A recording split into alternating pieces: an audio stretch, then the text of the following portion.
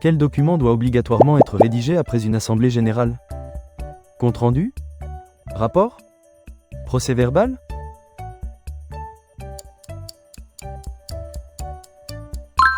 Le procès-verbal est le document officiel consignant les décisions d'une assemblée générale.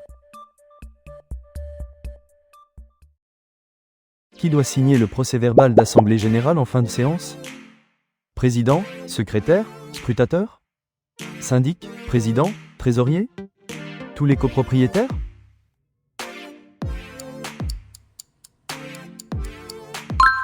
Le PV est signé par le président, le secrétaire et le scrutateur en fin de séance. Que doit mentionner le PV pour chaque résolution soumise au vote?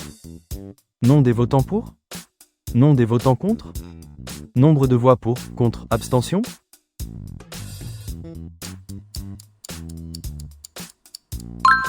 Le PV indique les nombres de voix pour, contre et les abstentions pour chaque résolution. À qui le syndic doit-il envoyer le PV en recommandé avec art? Tous les copropriétaires? Président et secrétaire? Copropriétaires défaillants ou opposants?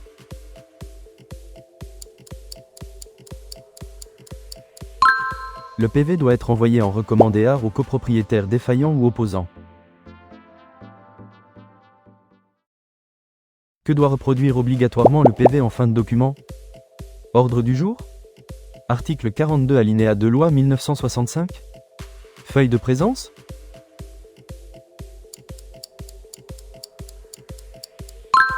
Le PV doit reproduire le texte de l'article 42 alinéa 2 de la loi du 10/7/1965.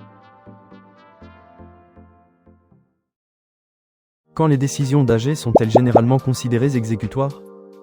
Après communication du PV? Immédiatement après le vote? 2 mois après l'AG?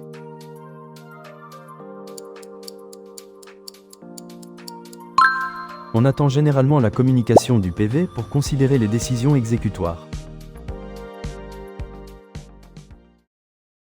Dans quel délai un copropriétaire non convoqué peut-il contester l'AG? 2 mois? 6 mois? 10 ans?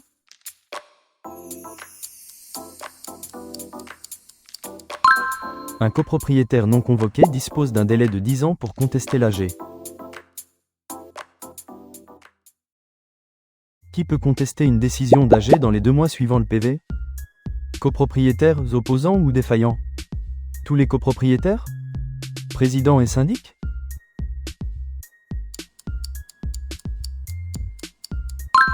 Seuls les copropriétaires opposants ou défaillants peuvent contester dans un délai de 2 mois. Qu'est-ce qui peut rendre sans objet une action en nullité? Nouvelle délibération régulière? Absence de préjudice? Décision annulée par justice?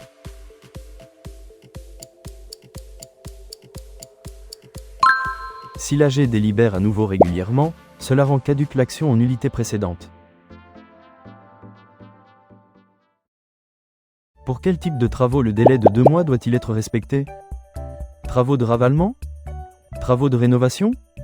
Travaux articles 25 et 26?